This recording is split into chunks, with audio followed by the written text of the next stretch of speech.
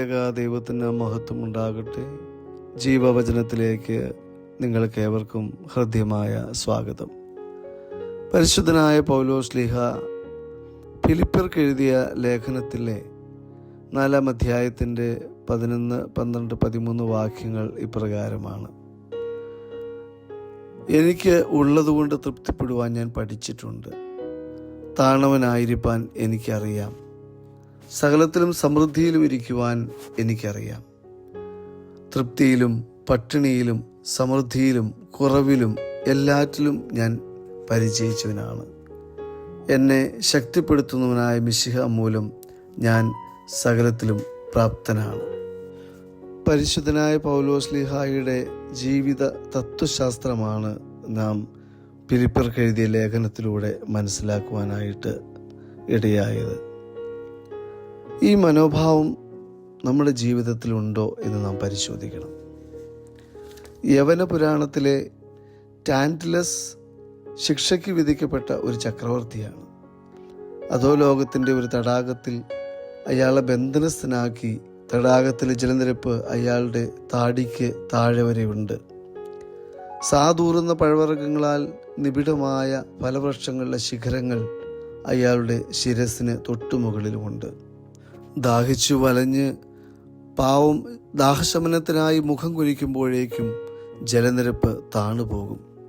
വിശപ്പടക്കുവാൻ പഴം പറിക്കുവാൻ കൈകൾ ഉയർത്തുമ്പോഴേക്കും വൃക്ഷക്കൊമ്പുകൾ ഉയർന്നു പോകും. കയ്യെത്താവുന്നത്ര അടുത്ത് ആവശ്യമുള്ളതെല്ലാം ഉണ്ടെങ്കിലും അവയൊന്നും കരഗതമാകുന്നില്ല. നിരാശാബോധത്തിൻ്റെ പര്യായമായിട്ടാണ് യവനന്മാർ അയാളെ കാണുന്നത്.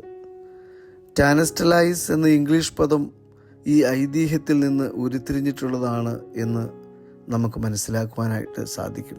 ആശ കൊടുത്തിട്ട് നിരാശപ്പെടുത്തുക, അപ്രാപ്യമായ കാര്യങ്ങളിൽ ആശ ജനിപ്പിക്കുക, സംതൃപ്തി ലഭിക്കാത്തത് കൊണ്ടുള്ള നിരാശ എന്നെല്ലാമാണ് ഈ പദത്തിൻ്റെ അർത്ഥം. ഈ കഥാപാത്രം എക്കാലത്തെ മനുഷ്യൻ്റെ ഒരു സമകാലീനാണ്, അല്ലെങ്കിൽ ആധുനിക മനുഷ്യൻ്റെ പ്രതീകമാണ്.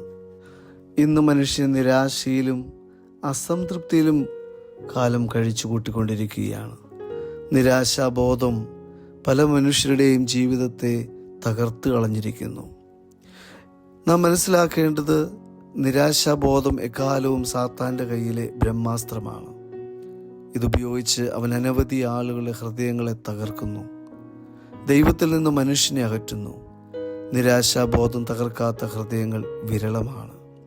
വേദനയും ദുഃഖവും ഭൗതിക അവകാശങ്ങളുടെ ആധിക്യം കൊണ്ട് ദൈവത്തിലുള്ള വിശ്വാസവും മന്ദീഭവിച്ചു പോകുന്ന സാഹചര്യങ്ങളുണ്ടാകുന്നു.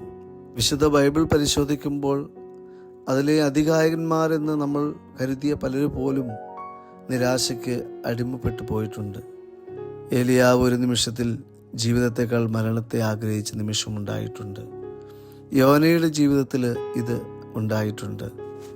യോബ് ജനിച്ച ദിവസത്തെ തന്നെ ശപിച്ചവനാണ്. യാക്കോബ് വിലപിച്ച് സകലവും എനിക്ക് പ്രതികൂലമായി എന്ന് പറഞ്ഞിട്ടുണ്ട്. അങ്ങനെ വിശുദ്ധ ബൈബിളിൽ നമ്മൾ വളരെയധികം വിശ്വാസധീരന്മാരായിട്ടുള്ള ശ്രേഷ്ഠന്മാരായിട്ടുള്ള പല വ്യക്തിത്വങ്ങളും നിരാശയുടെ നിമിഷങ്ങളിലൂടെ കടന്നു പോയിട്ടുള്ളവരാണ്. എന്നാൽ ദൈവത്തിൻ്റെ സന്നിധിയിലേക്ക് ചേർന്നിരുന്നു കൊണ്ട് പൗലോസ് തൻ്റെ തത്വശാസ്ത്രം ലോകത്തിന് വളരെ കൃത്യമായി നൽകി. ഏത് അവസ്ഥയും എനിക്ക് ഒരുപോലെയാണ്.